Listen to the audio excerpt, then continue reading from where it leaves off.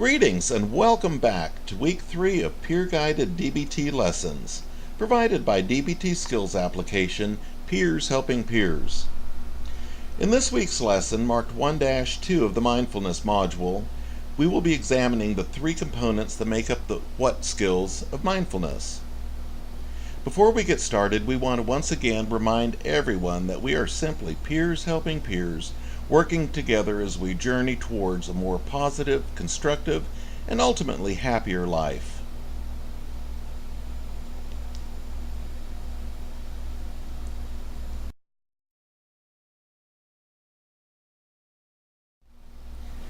By studying and applying the what skills found in the mindfulness module of DBT, we learned what is done to become mindful. We move past the question, what is done to become mindful, to the statement, what is done to become mindful.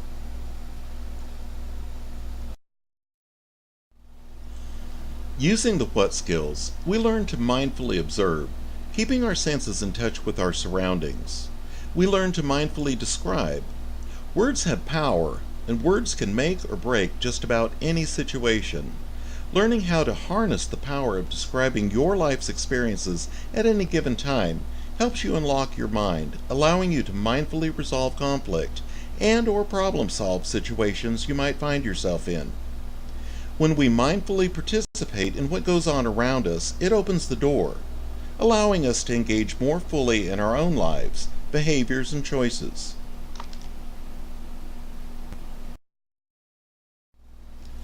When we mindfully observe, we learn to just notice the experience. Notice without getting caught up in the experience. Experience without reacting to the experience. Have a Teflon mind.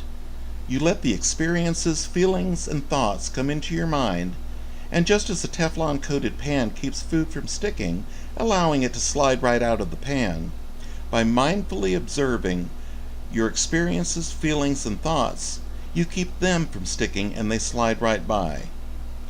Control your attention, but not what you see.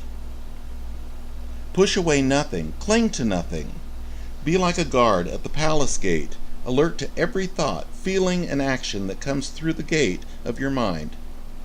Pay close attention to your thoughts, emotions, and 5 senses. Have you ever sat and watched the fair-weather clouds moving lazily across the sky on a warm summer day? These small puffy clouds will vaporize and disappear before your very eyes, getting smaller and smaller until poof, they're gone. Watch your thoughts coming and going like clouds in the sky. Notice that they float into your mind, but will also float back out if we don't try to hold on to them.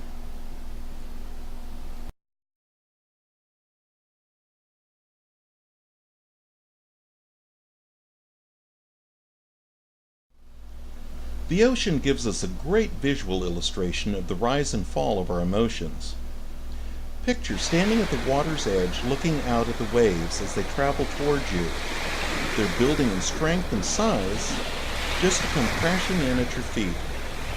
Some of the waves break and barely touch your feet, while others can be so large that if you don't have your feet firmly planted, will crash into you, knock you off balance, and carry you out to sea. Our feelings, like ocean waves, can rise to great heights. They rise, peak, and fall. And just as ocean waves can carry us off, our feelings and emotions can also carry us off. Preparing ourselves with the right skills allows us to take control and ride the waves. Paying close attention to the input we receive from all 5 senses helps us keep focused in the now. Ask yourself, what do I see? What do I hear? What do I smell? What do I feel? What do I taste?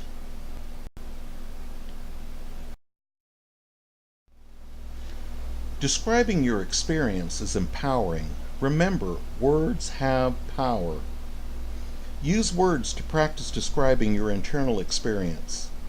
Stay descriptive and simple. Describe what your thoughts are.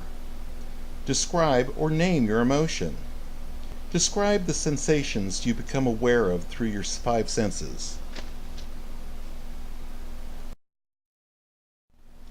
Participate.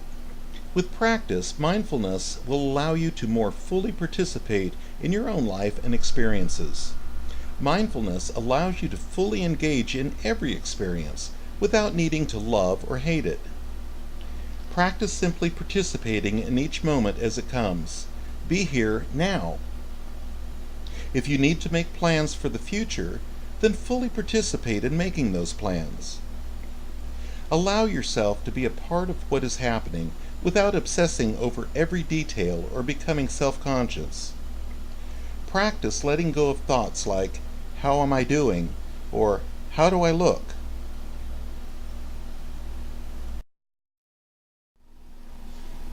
The key to this or any new skill is practice.